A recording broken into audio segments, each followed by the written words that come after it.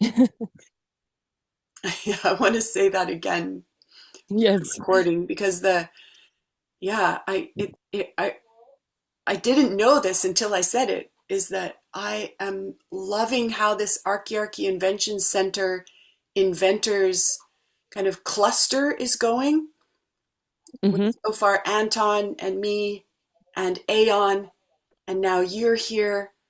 And because it's really about growing, it's not about, having a whole bunch of people all at once, and it's really about growing. And it starts with, we talked in the first call about the Fibonacci sequence. Do you know it? I heard the name, but I don't know what it is meant. Yeah, it's this sacred geometry, like the geometry of the universe, the geometry of the math of creation. It starts with 0 and 1. And then how the sequence goes is you add those two together and you get the next number. So then you get 1 again. Yeah. And then you add Uh-huh. 1 and 1 and you get 2. Yeah. You add 2 and 1 and you get 3. And then you Yeah. add 3 and 2 and you get 5. And it creates the golden mean, Yes. beautiful spiral. And it just turns me on so much that this this is how growing happens. It's start Ah, with 17 people. yes. And are you in connection with the people from One Tree? Not yet. The mm, I mean, this is what I see possible for as it emerges, is to have more, build more gravity into this kind of vortex, this like field of Archaearchy Invention Center inventors, and have have someone from, eventually someone from each of the Archaearchy Invention Centers be at the meeting, and maybe it, or maybe two of them that don't all need to come. They're busy, and, or, they're growing, and yet to weave in the gold, and then start creating something out of what we've been discovering about how it goes to discern an archaearchy invention center from a center where they're still maybe unconsciously inventing new ways to do patriarchy. Mm-hmm. And it can be, Aeon brought this amazing question: what is the distinction between possibility management and archaearchy? Mm-hmm. And because there are, and this has been something I've heard said over and over, in particular by Clinton, that there are other game worlds creating archaearchy. Mm-hmm. And yeah, and it's been just, I've been kind of taking it in little layers, because in Aeon's like got this copious amount of writing about the Archaearchy Invention Center that he's inventing, that uses things that are not from possibility management. And then I've been in this, mm, developing my scanners to detect when that's patriarchy, and so empowering him to, well, maybe not yet, but empowering him to clarify himself when he's letting his patriarchal thoughtware create the codex for his game world. Mm. And uh, yeah, and really get clear for myself, how it can go. Mm. Here's Anton.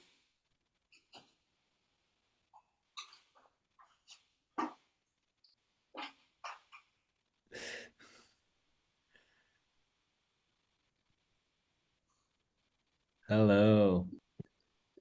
Welcome, Hello, Anton. Anton. I'm glad to see both of you.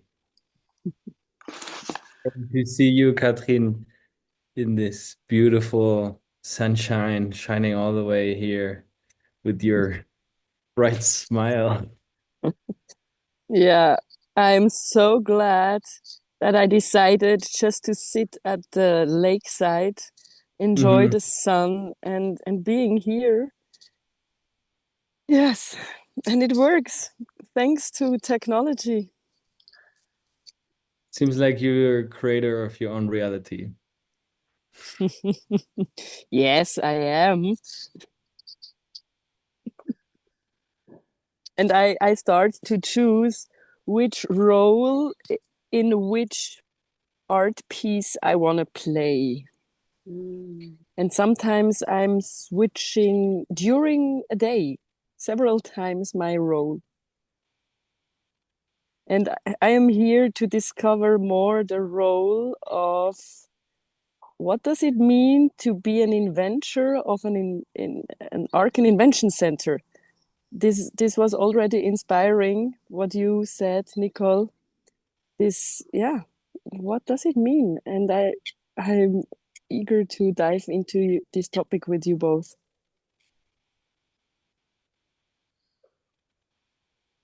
Oh, I love that. I love how you put, your role in a creation and which role in which creation alongside being an Archaearchy Invention Center inventor, and how I mean, I find, especially as a woman, I have so many facets in my everythingness that I could choose to come from. But which facet do I choose here and now for this creation? And this has been scary for me in the last weeks. I was just on the last, there was a woman's Gremlin Transformation Zero, which I was a big part of taking a stand for this 3-month training to happen. And we just had the last call. And as the last minutes of the call, it looked like it was going to go a bit late, and I switched hats to be holding space for and doing the Zoom logistics for this call. And in a way, uh, discovering as the call opened how to hold space for the call, and what purposes were coming alive, what bright purposes were coming alive to feed this cluster. I got this. I got that sometimes the Archaearchy Invention Centers are physical centers, or they have a physical location, and sometimes they're not yet. And I gave a new name to this Archaearchy Invention cluster, where they're not necessarily even traveling together or living together yet, but they're still on this team. It's like the team's in the making, and it hasn't quite come down to physical Mm. reality yet. And and what I love about this is that there's still an element for me in being nomadic, even though I've committed to being on the ground here on the Sunshine Coast of British Columbia, Canada, for something like the next 5 years. There's still this nomadic part that is like, what are you doing? Because maybe I'll go there. What are you doing? Because maybe I'll join you for a time.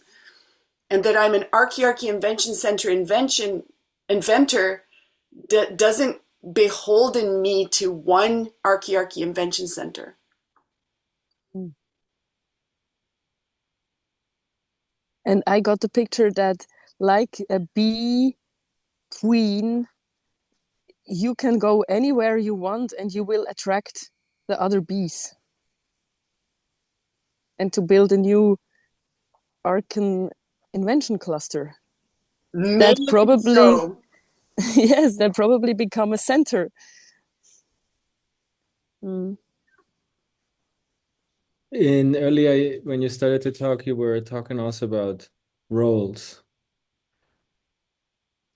Would you go a bit deeper into this?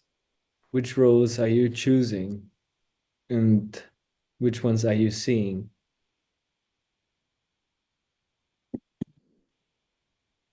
Nicole. Mm.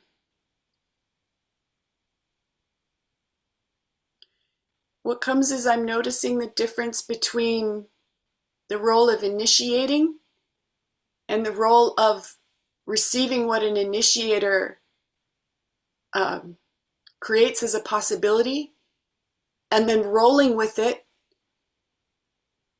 according to the necessity of what goes next for a growness, like for a growth process. And yeah, before you got here, Anton, I had been celebrating how this Archaearchy Invention Center inventors cluster, with so far you and me and Aeon and now Katrin, it's slow. It's growing slowly. It's not going all the way to 16. It's, and we talked in the first call about the Fibonacci sequence. And and sometimes my role in a small here and now is just to back up and hold space. And sometimes it's to really come in and bring something clear. And really, my practice is a lot lately about being in immediacy, in a small here and now, and letting my instincts give me my next job. While sometimes, like in another project, I just became part of the Radically Alive Women Edgecast creatress team. And it's a very clear role, but I'm struggling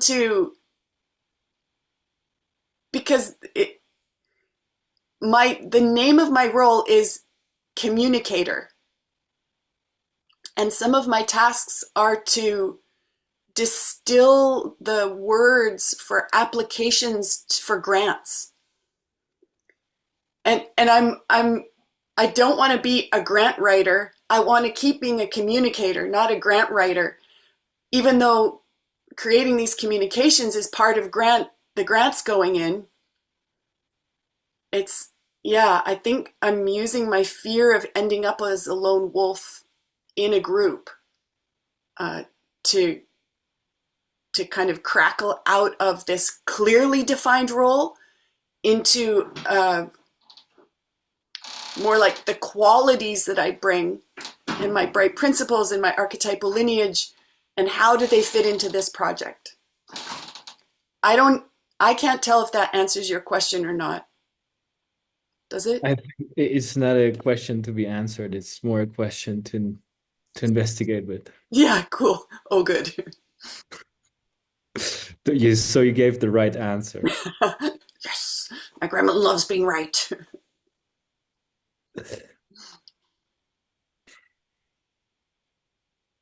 This is something that I'm also giving more space to in the Archaearchy Invention Center of Yanantin, which is to let the roles and the jobs and whatever is coming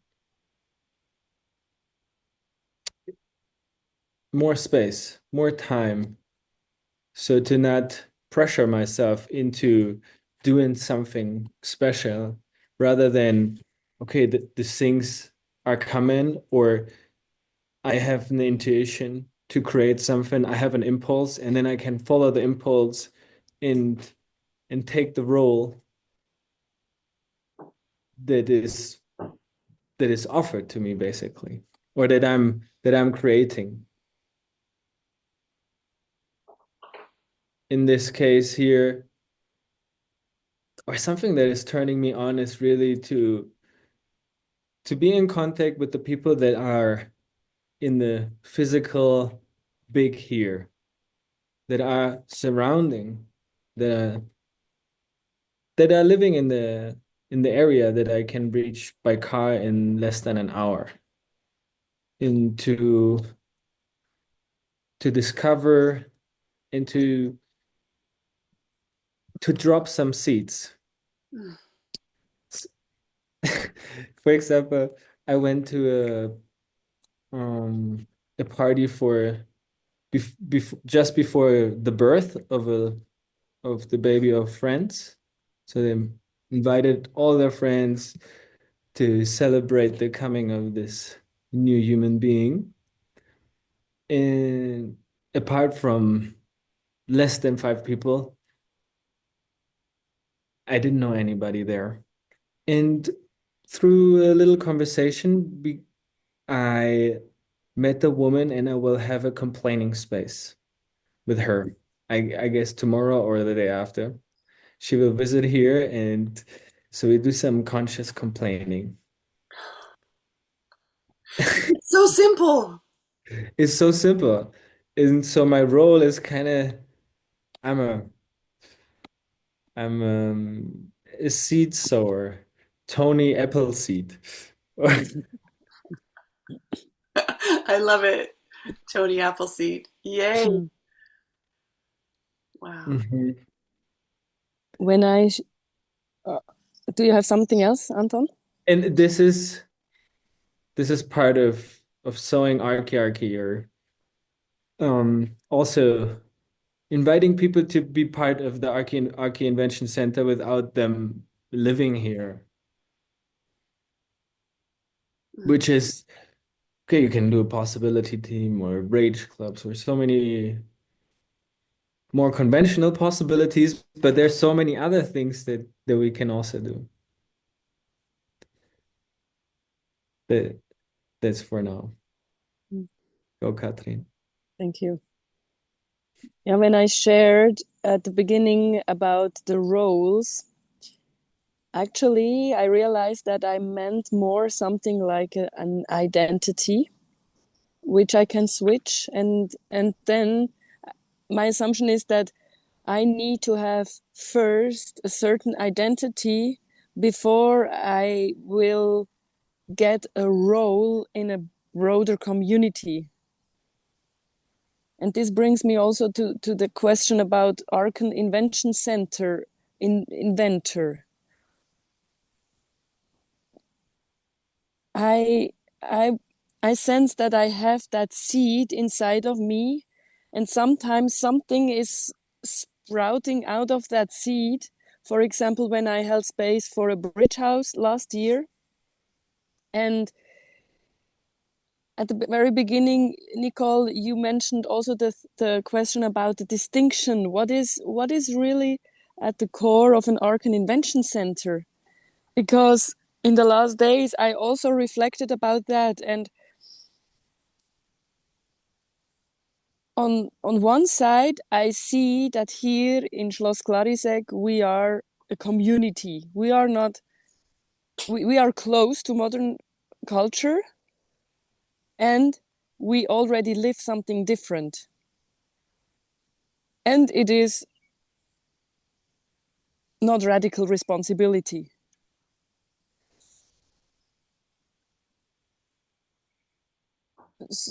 And I'm wondering if there is, yeah, I realize I have to invent it. And I also realize that I have to invent my role. And for that, I need to change some parts of my identity. And I feel angry because 2 weeks ago we had a vision day, and that would have been the moment to take a stand for archaearchy, and I didn't do it. And we have a vision, but we don't have a codex. And probably it is also not the whole community being an Arcan Invention Center. Maybe we are a cluster. And I want to ask back, you mentioned, I didn't get you clearly, you mentioned that there is also this thing about mixed context. And I see that is happening here also. Mm. Not everyone in the community is involved in possibility management. And what did you find out about the consequences it has when when there is mixed context? And is it, yeah, for my good girl box, it is also the question about, is it okay, is it correct to name us an Arc and Invention Center?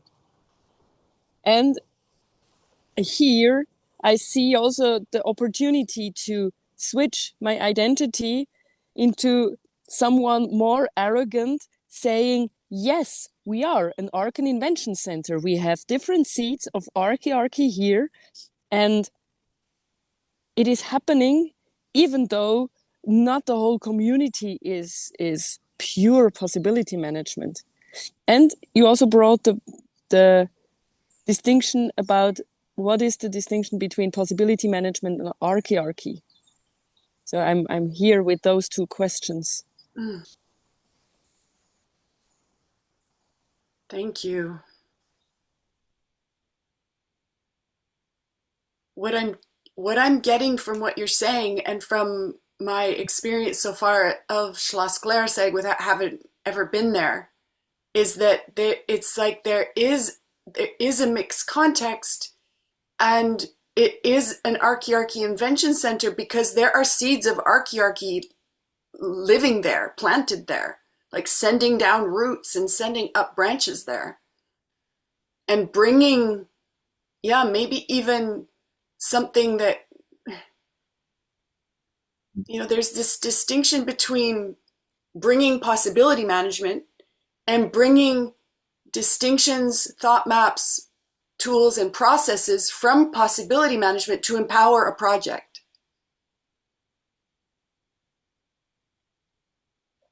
And it seems to me that Schloss Galeriseg would be this amazing place to notice the distinctions. It's like, okay, that's modern culture. That's patriarchal thoughtware happening. And this is next culture thoughtware. This is Arcan. And then, I don't know, somehow empower the Arcan distinctions to deepen, rather than going into really what would be low drama, where you're trying to make patriarchy wrong and archaearchy right. And I find this is the deliciousness. I find this similar flavor of deliciousness on my edge as I do the kind of village weaving that you were talking about, Anton. Going somewhere where, yes, there are edge workers. Are they using the 10 distinctions of conscious feeling? Probably not very much. Do they get turned on when they hear that there's a possibility to have a conscious complaining space? Yes. And maybe do they get triggered when they hear there's a possibility to have a conscious complaining space? Maybe so, because some boxes, some people's gremlins are going to be, that's wrong, that's bad, you shouldn't be doing it. How dare you hold space for someone to build their complaining muscles? And then it's like, to not get hooked by that gremlin, and to have, this, to have enough space with my gremlin, that my gremlin's like, that was a gremlin move, that was a gremlin hook, and be like, whew, dodge it, and be able to say, right? Who would want to build conscious complaining muscles? And yet this is different. The purpose is not to become a better complainer. The purpose is to get the clarity that the complaining has in it, so that you can do something new with it that isn't what you used to do with the complaining you did before. Like, start spreading rumors or throw someone under a bus or...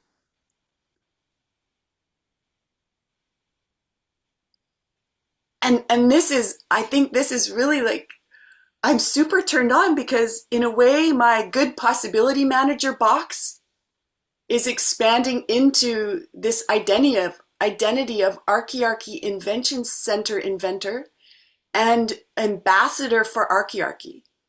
Like when I go out into the world as an ambassador for archaearchy,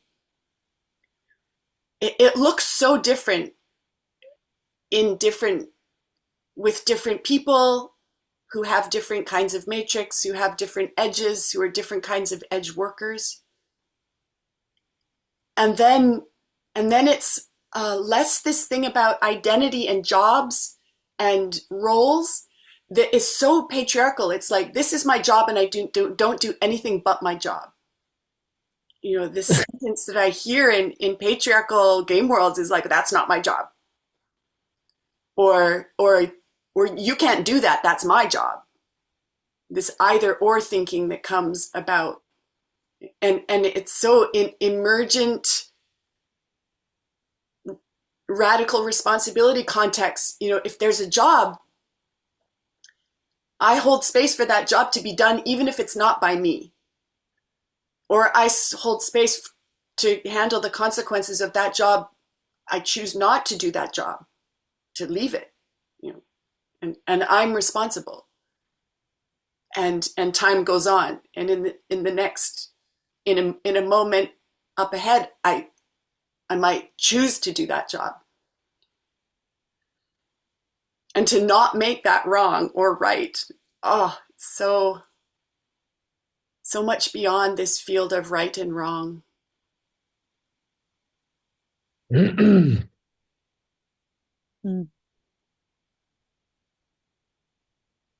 Thank you for this little adventure into your with your archetypal lineage coming through into this space. In your last sharings, I already identified two identities. One is the Archearchy ambassador that you can choose in any moment to be. And then for you, Katrin, the identity to be an Archearchy Invention Center creator while you're living in Schloss Glarisek. So you can just choose to be this identity, and then, well, that's, you just create these centers because that's who you are. And what I also see in Glarisek, the Glarisek is kind of like a little village, even though you live all in only 2 or 3 houses. That Glarisek is kind of made out of different bubbles, and it's a cluster. And in this, even though the not the whole community is an archaeology invention center, or maybe it is, and even though you might already have an archaeology invention center living inside of Schloss Glarisek with the people that are turned on by creating this center. Mm-hmm. And one question for you, Katrin, is to, you said you had the vision weekend or vision event, and you said you were you couldn't take the step to take a stand for archaearchy there. And then my question is, on one side, okay, what do you want to take a stand for in specific that you maybe that your anger is maybe now telling you, okay, this is something you can hold space for. This is what Katrin can create, take a stand for. And what is your challenge to do that? Because I also have difficulties to really take a stand for archaeology wherever I go.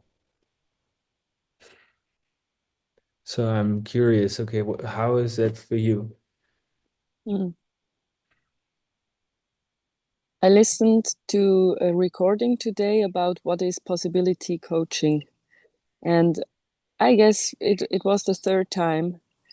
And today it landed very much that it is about being with what is and going beyond that right and wrong. And I realized that this is very basic and very concrete, and it doesn't need any concept. It doesn't need any wording, and therefore it also is not creating resistance because it is two human beings or a group of human beings together. And I feel sad because I am longing for connection, and when I and a few weeks ago we had the first ETB here since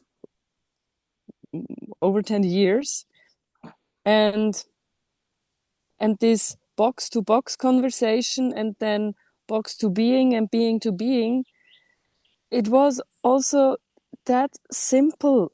I can stay in my context. I can be a seed, yeah. And I can relate from that heart to heart connection. And I feel sad that it took me so long to get that. And I feel fear of really, I sense that still something inside of me needs to die so I really can be that. And I feel sad because I'm longing for that, and I still didn't find the door, and I keep searching.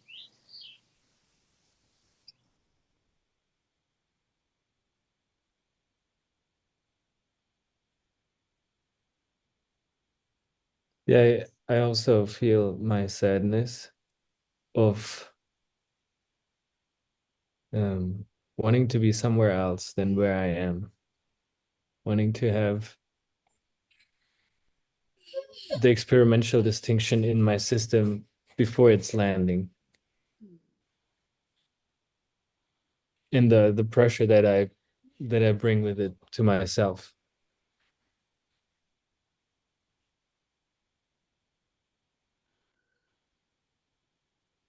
Can you say more about the pressure? Yeah. When I participate in trainings, especially in possibility management, I understand on a certain level the distinctions. And still there's so much of my box that is still alive, active, that that the distinction cannot 100% land in me, that I cannot yet live it. And then I pressure myself into trying to already be on a higher level of on the next step of the evolution where I'm not yet am. And kind of like being unconsciously angry at the pace of my being. And well, exposed to the context of possibility management, I mean, there are people that take steps very fast, and there are somewhere on the path of evolution that I can see it, but I'm far away. And then I pressure myself into trying to be like that, trying to be like people that already have taken the steps. Mm-hmm. And you said you are angry about the slowness of your being. Is Yeah, it? this I is, I think that's part of the pressure, that's creating the pressure. Or wait.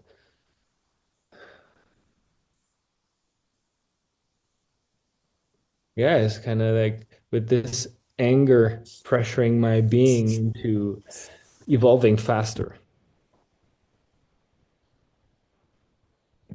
It sounds like it's the kind of pressure where you're using your anger to like judge yourself, and there might be also some comparing happening, Yeah. and then what comes is this question of like it's almost like an energetic gesture where you're beating yourself up comparing yourself to someone else and there's like parent-child ego state, maybe back and forth, and how to move from that gesture to something else that's not beating you up, and it's not comparing, and it's not your parent-child ping pong game inside. Yeah. And what I'm just getting from this is that every archaeology invention center is different on a different stage of living archaeology, embodying archaeology, and just it's according to the people that are there. And there's no right or wrong, or there's no, okay, archaeology invention center starts here, and if you're not there, you're not an archaeology invention center, or if you're not able to live up to this. And this is patriarchy. Yeah, the comparison. Yeah, Exactly. yeah. Something else I get when I was listening to each of you about this, this longing to be further ahead than I am, and also the pressure I can put on myself to be further ahead than I am. I started to see the map of spiral learning through conscious, like unconscious incompetence into conscious incompetence, and then the experimenting that it takes to become consciously competent and then unconsciously competent. And it makes one spiral. But what I get is that as distinctions deepen in me from my head into my other bodies, into my whole field, that I actually go around the learning spiral many times at a different level of experiential reality, coming deeper and deeper into my system. And I feel joy because this connects to one of the maps that I used to use before I encountered possibility management, that I, in a way, threw away. When I started picking up maps from possibility management, I put a lot of maps that I already used kind of to the side. Also, many tools that I used, and some processes that I used, and some distinctions that I used. And I feel glad I did this because it made a lot of room for the new distinctions, maps, tools, and processes that I received from possibility management and really added to my toolkit. And as I live in this question, what is the distinction between possibility management and archaearchy, and what other game worlds have distinctions, tools, maps, and processes that empower archaearchy? I just like, I'm like, oh, I found one. There it is. It's this map that in a way came from like I had something like 7 or 8 or 9 maybe years studying and using Raja Kriya Yoga. And I notice when I'm in possibility management circles, I don't show up with anything from that identity of a Raja Kriya Yogi Band. Like I just don't bring any of that. But I'm seeing this as, in a way, my first real example of a map that I could bring, not as a possibility manager, but as a like capital P, capital M possibility manager, but as a archaearchy inventor, because it's useful, because it's useful and empowering. And maybe I could even bring it as an evolution of the map of spiral learning, of bringing rapid learning into, that it has this deepening of and building of matrix, or deepening of distinction. seems like one goes one way and the other goes the other way. And I find this is so.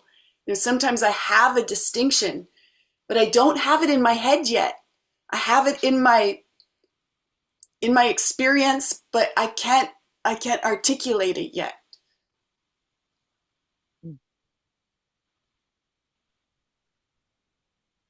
So yeah, this gives me this treasure hunt. And this is one of my box and my gremlin and my archetypal lineage love treasure hunts.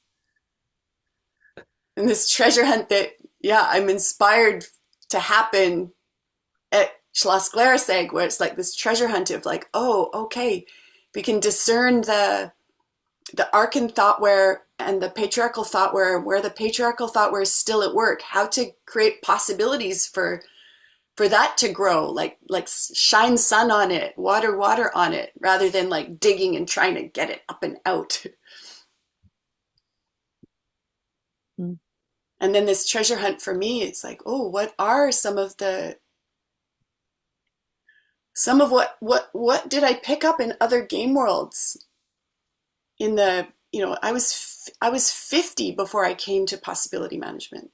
I picked up a lot from other game worlds, maybe from other lives. I can't quite tell. And and how can I bring that in a way that that is like shoulder to shoulder, or with the same compass, going in the direction of creating archiarchy without using still my remaining old standard human intelligence thought, where to turn it into some kind of war between possibility management tools and these other tools, as if there's a competition. Mm.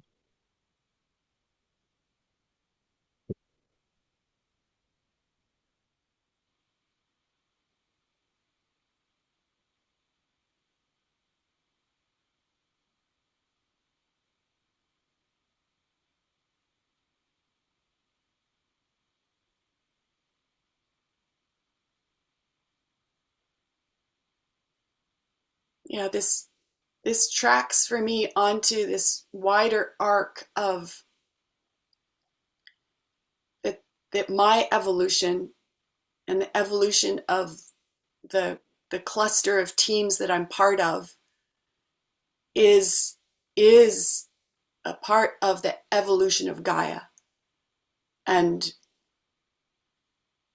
one of my heartbreaks that comes up over and over, I'm not so much in it right now, is the heartbreak that happens when I see edge workers starting to go against each other and then create this separation, and these and then somehow each team of edge worker is smaller and has less mass to it, because they're letting the differences win, and rather than letting the bright purposes just be what's alive in their relating spaces and creating spaces.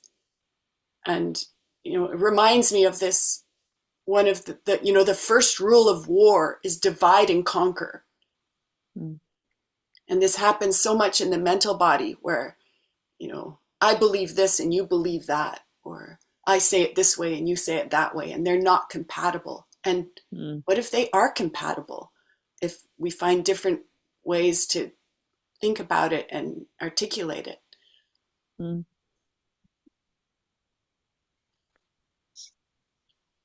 I think this is one of the biggest challenges, to integrate diversity. And I'm coming back to the being to being conversation, because diversity is a topic of the box, in my understanding.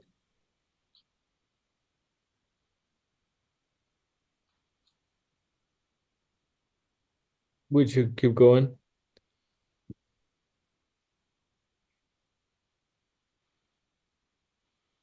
I feel fear because this is everything I have to react on what you have said, Nicole. And what came to me on the vision day we had lately is to let go of the wish that we would be more similar or more like everyone would have an ETB. More Everyone would go to uniformity. labs. Can you say it again? That you won't be more uniform. Yes. And this is a part of my box who want that because it would be so much easier. Mm. And the real challenge is now I have to have culture to culture conversations.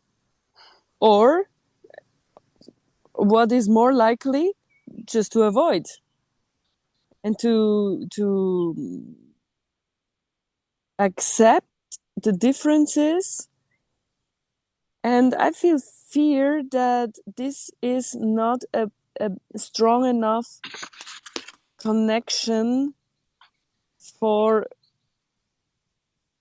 moments when there are more difficulties. For example, like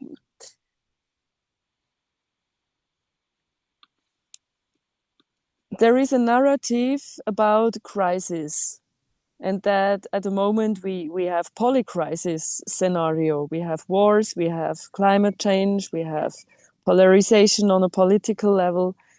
And what are the possibilities to deal with that? And maybe also what is the answer of an Arcan Invention Center? And I'm confused because in one hand I have the impression an Arcan Invention Center needs to have a clear context, and the mixed context is more able to integrate diversity. And reality, I would say reality is a mixed context.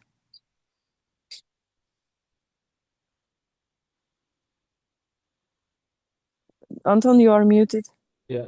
What comes to me is that there's no good or bad in the different context, and just all both contexts, mixed or clear, uniform context, have different possibilities.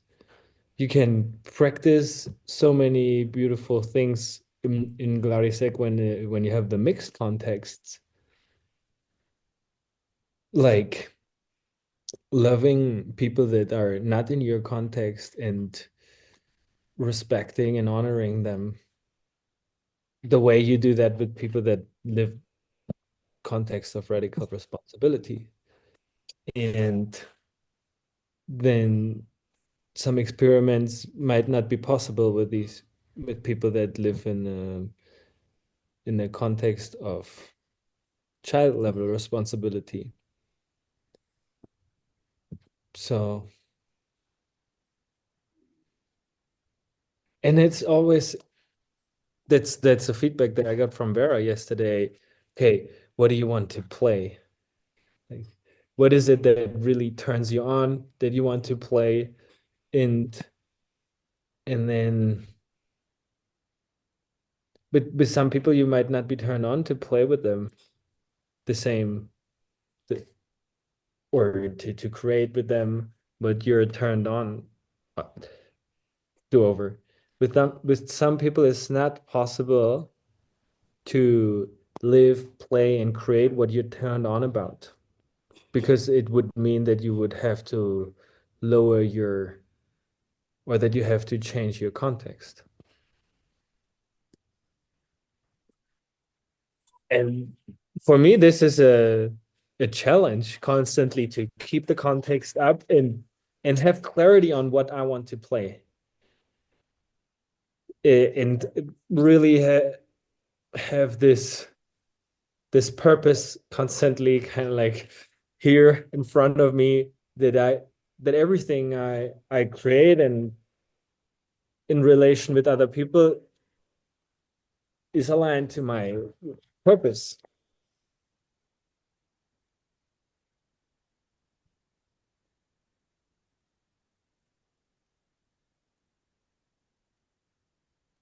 It reminds me of one of my favorite ways of articulating the context of radical responsibility as I understand it is like said from a small here and now. I say I could do what I could do and I couldn't do what I couldn't do, and they could do what they could do and they couldn't do what they couldn't do, and here we are. And then it's just like, okay, now what? What do I want? What do you want? What do you want? What do you want? Being with what is. Yeah, yeah. And I get that as much as I take a stand for the context of radical responsibility, as much as I aspire to live in a context of radical responsibility, I am not always taking responsibility radically yet because I can't.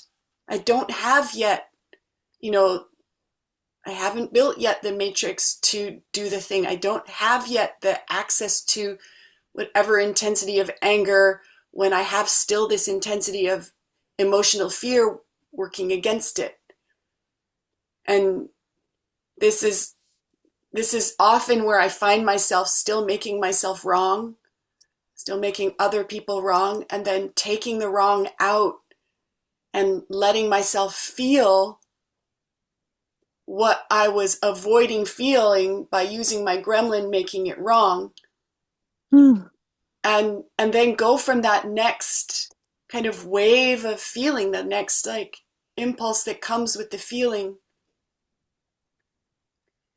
And you know, from this place, or from this state that I am in right now about it, and the stage that I'm in about it, yeah, it's all appearing as a huge adventure.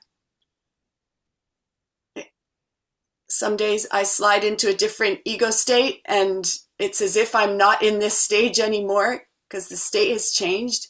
And yeah, I relate to it. You know, this is when my gremlin's spinning low drama, and I'm letting my gremlin convince me that it's, you know, a big problem and it's hopeless and I don't have a team and these people don't understand me and they're not with me and they don't get it and the world is doomed. You know, this is how it goes in me when it goes.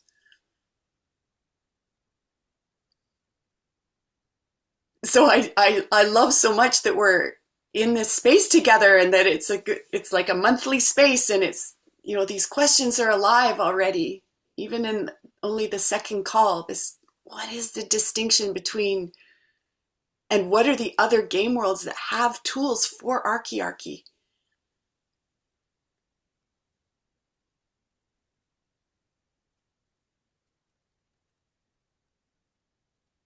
Mm. Yeah, it's landing more for me. This, I'm the importance. So like I'm feeling more anger about the value. Like I want more training. I want to build more matrix in my skill, my culture to culture conversation skills. You already have an idea for an experiment or something that you want to do?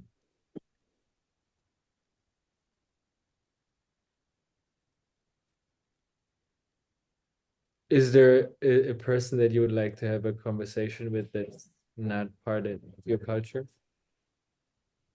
Well, there is a person that I'm having an ongoing conversations with who does not use possibility management. He does not use the distinctions of conscious feeling. He's still very much on the old map of feeling, but he kind of comes onto the new map, but not really. It's like, and this is the man who I've been making offers to go on adventures with, to create, like my purpose with him is to learn how to do radical relating honestly with a man. And it's been like 6 or 7 months by now. And, I'm starting to notice that when I talk about him, I call him my partner. Mm. And my box freaks out. My good possibility management box freaks out. He's not your partner, he's your part-time partner. Mm. And and so my adventures with him is this one great big, like, 24, 48, 72 hour culture to culture experiments. You're And from that, I'm in a group of other women who are experimenting with arc and relating, and their partners. We just had the most recent call was on Monday or Tuesday, and next week it'll be the call where you bring your partner, and it doesn't need to be like a romantic relating partner. It can be anyone you're practicing arc and relating with. And I haven't even asked him if he wants to come yet. I'm just terrified about the culture to culture conversation that will suddenly be, higher stakes when he's the person in the room who, maybe the only person in the room who's not using possibility management already. how scary. Yeah.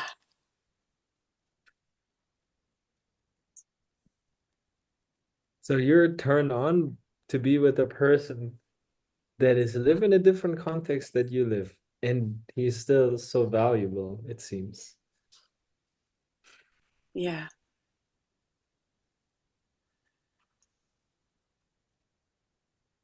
And do you sometimes consciously put on the identity of a um, cultural ambassador or a culture to culture conversation experimenter? Yeah.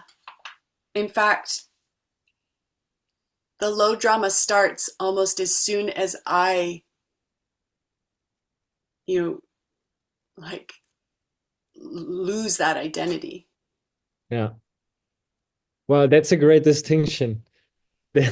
Once you don't have this distinction, once you don't embody fully this identity, having clarity of, okay, there are two cultures and I'm communicating with that, with a different culture living in a person. If I drop that, then low drama is already at the door. Yeah.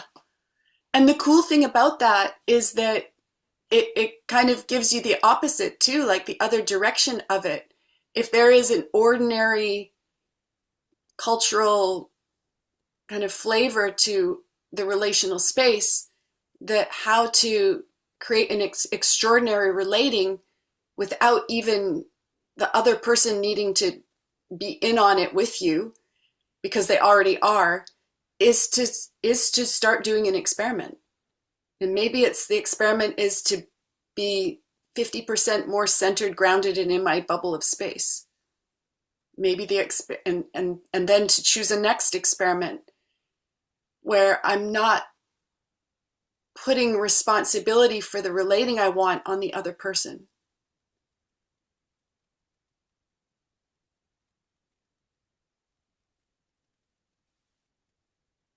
And then all their bright principles are bonus material or bonus. And this man, he brings a lot of Let bright me just principles. repeat that. The What? bright, all the bright principles are just bonus material. I love that one. And yeah, something that became really obvious to me is that whenever I brought any of the aspects of our relating up as a problem, I was I was inevitably that put him in a position where he must hold space, and that did not go well because he doesn't have a lot of distinctions about space holding. So then it was just killing the intimacy. And so I started this, or restarted this experiment that Clinton gave me. Was as soon as I start going to a swamp about anything, I take a big sign out of my energetic uh, bag of things, and take my big hammer, and the sign says, "Don't go there," and I just slam it into the ground. Don't go there. All right. The, the sign is for yourself. Yeah. Okay. Yeah. Don't go there. It's slippery. Yeah. That's the slippery slope into the swamp right there. Don't go Mhm. there. And yeah, thanks to Gremlin Transformation Zero, I have more and more. My gremlin has come up. He's invented and created more and more uh, like nonlinear moves that just take us out of take me out, and then he comes with me. Yeah. And I realize that my capacity to be present, or it is, I I want to leave the call because I just want to be in nature without, yeah, I want to connect with nature now, I realize. And that's why I want to leave the call. And I feel fear because this is also some kind of experiment. And I know it so well that I would endure till it is over. And I don't want to make that. And thank you so much for that space. And probably I see you next time. So I'm glad to be on that discovery about Arcan Invention Center, and right now I choose something different. Katrin, before you go, does it work for me or Anton to add you to the Archaearchy Invention Center Inventors Telegram group? Yes. Thank you. Okay. Enjoyed the call, and so you will share the recording there. Yes. Great. Thank you so much, Katrin, for taking a stand for what you care about. Thank you See for you soon. Bye you bye. soon. Bye bye.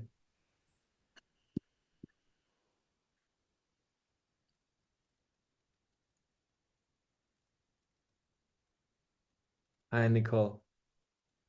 Hello. You want a little feedback? Yes. You asked Katrin if it works for her to that we add her to the group of Telegram, and I sense that there is something like child ego state happening. Hmm. Mm.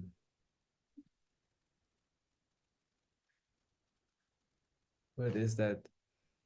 You kind of like somehow I sensed you making yourself small. Yeah, thank you. I, I think your scanners are accurate. What I noticed happened was when she started saying that she wanted to go, my gremlin was trying to convince me that it was my fault. Oh, Yeah. He was telling me, yeah, he was like, you talk too much. You didn't include her enough in the hmm. conversation. It's your fault she wants to go. Yeah. So yeah, Thank you I for did start sharing. to contract, and Yeah. and then I was speaking from there. Hmm.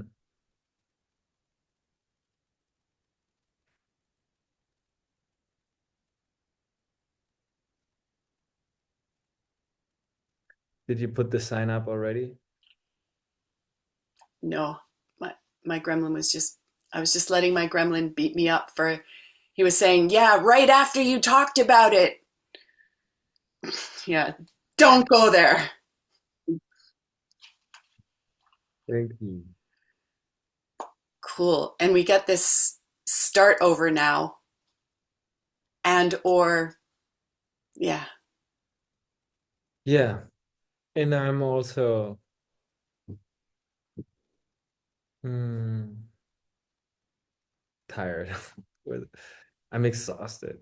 Mm, I I have this job of being very intimate with trees, climbing them and pruning them, and it's very exhausting.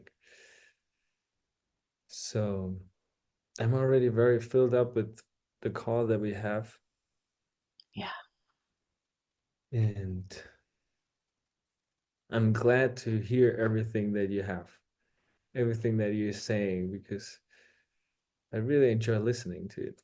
I enjoy um, feeling your joy,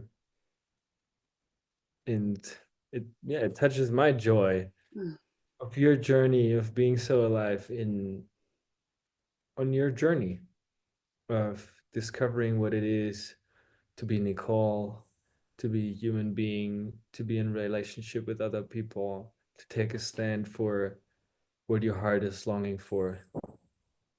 And it's an honor for me to be with you in this space that we are holding space for. And I'm glad that